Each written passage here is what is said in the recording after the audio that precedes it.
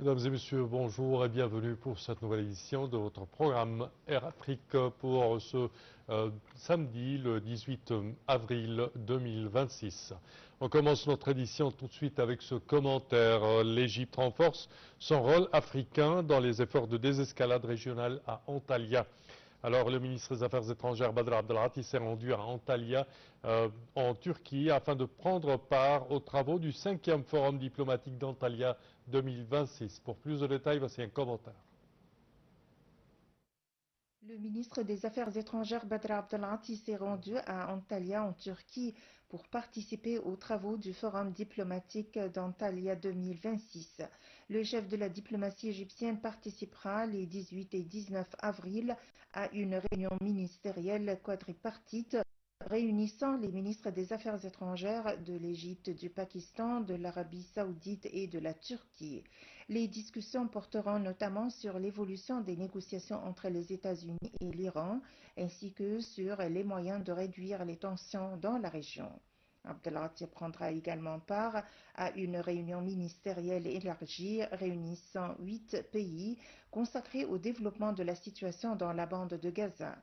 En marge du forum, le ministre devrait tenir plusieurs entretiens bilatéraux avec de hauts responsables internationaux afin d'échanger sur les défis régionaux et internationaux et d'explorer les moyens de renforcer la sécurité. Organisé par le ministère turc des Affaires étrangères sous le patronage du président Recep Tayyip Erdogan, cette édition du forum se tient dans un contexte international marqué par de fortes incertitudes. Placée sous le thème Cartographier demain, gérer les incertitudes, elle met en avant la nécessité d'anticiper les défis émergents et de mieux comprendre les mutations géopolitiques dans un contexte de tensions accrues et de pression sur le multilatéralisme. Le forum réunit des dirigeants, décideurs politiques, diplomates, universitaires et experts afin de débattre des grandes tendances mondiales et des dynamiques régionales. Plus de 150 pays y sont représentés, avec la participation de plusieurs chefs d'État et de gouvernement. À travers cette participation, l'Égypte réaffirme son rôle en tant qu'acteur africain majeur engagé dans les efforts de désescalade et de stabilité régionale. Cette édition constitue une plateforme clé pour encourager le dialogue et soutenir les efforts de désescalade au Moyen-Orient.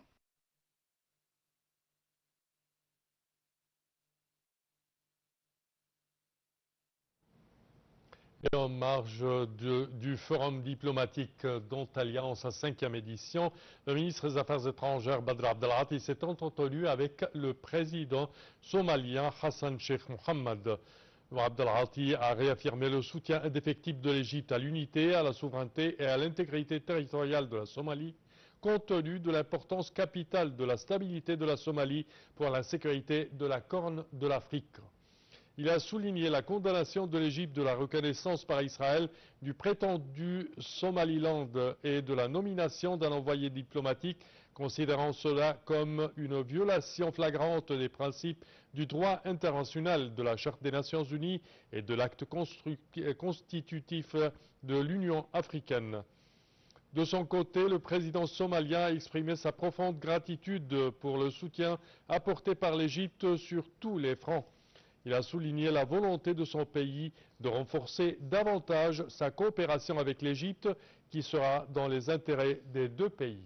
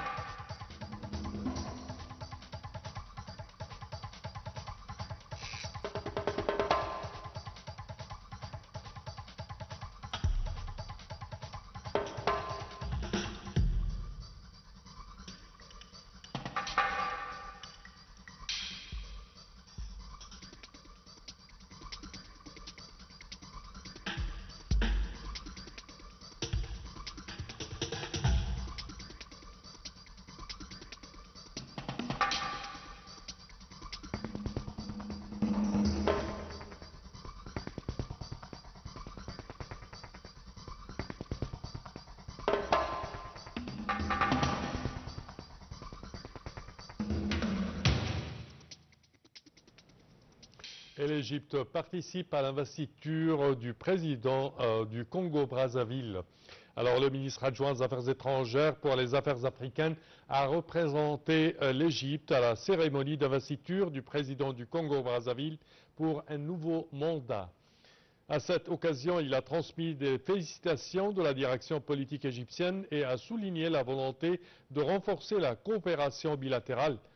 Des discussions ont également porté sur le développement des partenariats en Afrique centrale et occidentale, ainsi que sur la participation des investisseurs congolais au Forum africain des affaires prévu en juin 2026 en Égypte.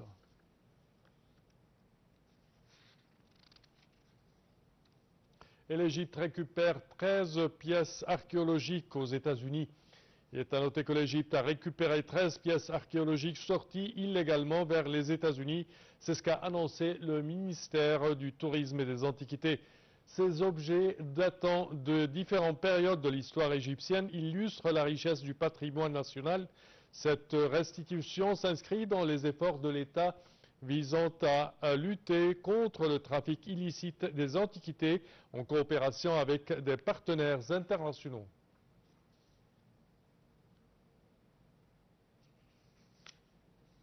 Et l'ONU met en garde contre un risque d'effondrement du Soudan du Sud.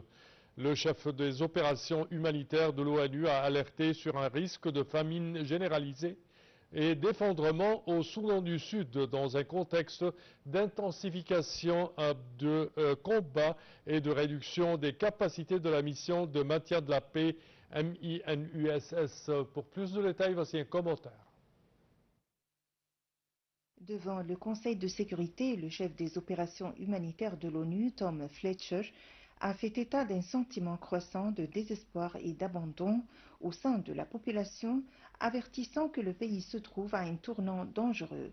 Il a décrit une détérioration rapide de la situation marquée par une intensification des combats, une hausse des déplacements, de la faim et des maladies, ainsi qu'une augmentation des attaques contre les travailleurs humanitaires dans un contexte de baisse des financements.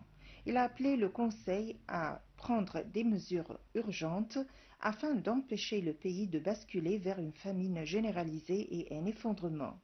Le Soudan du Sud indépendant depuis 2011 connaît une recrudescence des violences entre les forces loyales au président Salva Kiir et les milices d'opposition affiliées à Riek Machar.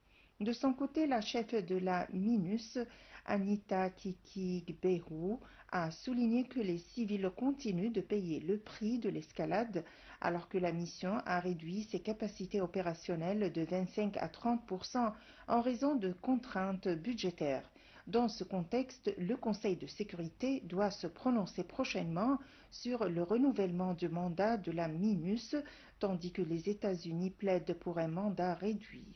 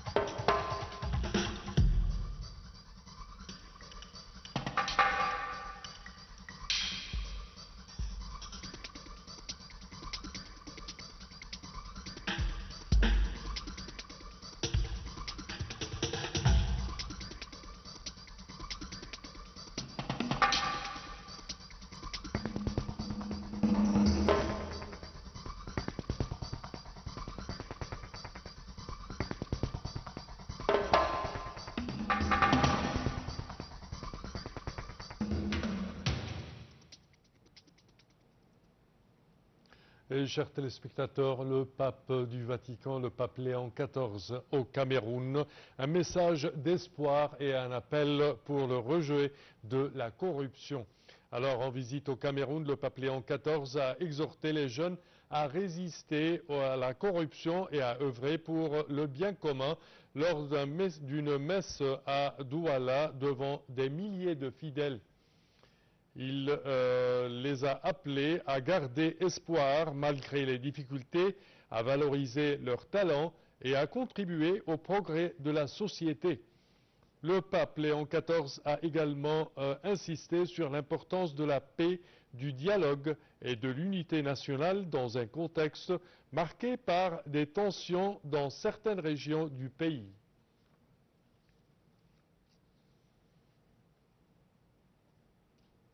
Et au Sénégal, Dakar accueille le Forum sur la paix et la sécurité en Afrique.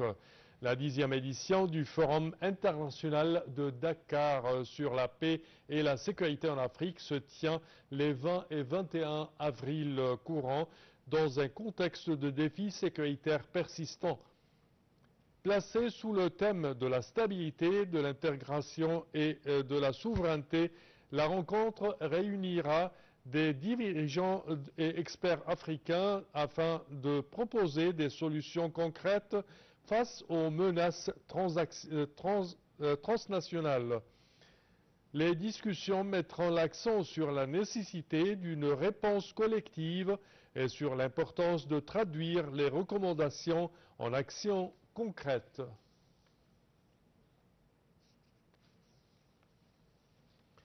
Et on termine avec cette information. Selon le FMI, le Fonds monétaire international, l'Afrique subsaharienne résiliente malgré un nouveau choc mondial. L'Afrique subsaharienne a entamé 2026 sur une dynamique économique solide avant qu'un nouveau choc lié au contexte international ne vienne peser sur ses perspectives économiques. Pour plus de détails, voici un commentaire.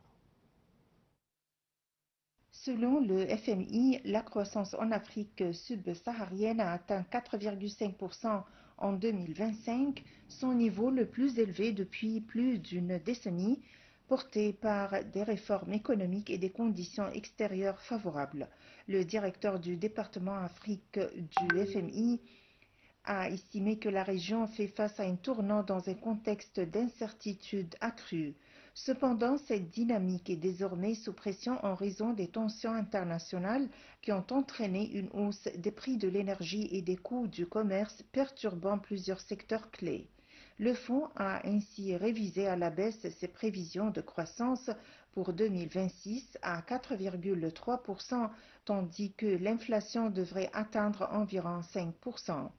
L'impact varie selon les pays. Les exportateurs de pétrole peuvent bénéficier de recettes accrues, tandis que les économies importatrices, notamment les plus vulnérables, font face à une hausse du coût de la vie et à une dégradation de leur équilibre extérieur. Le FMI a également mis en garde contre une baisse significative de l'aide internationale, susceptible d'affecter les services essentiels dans les pays les plus vulnérables. Malgré ces défis, l'institution souligne la résilience des économies africaines tout en appelant à poursuivre les réformes, à renforcer les finances publiques et à protéger les populations les plus vulnérables. Et c'est ainsi, chers téléspectateurs, que prend fin notre édition de votre programme Afrique pour aujourd'hui. Je vous remercie de votre attention et je vous donne demain rendez-vous pour une nouvelle édition. Au revoir.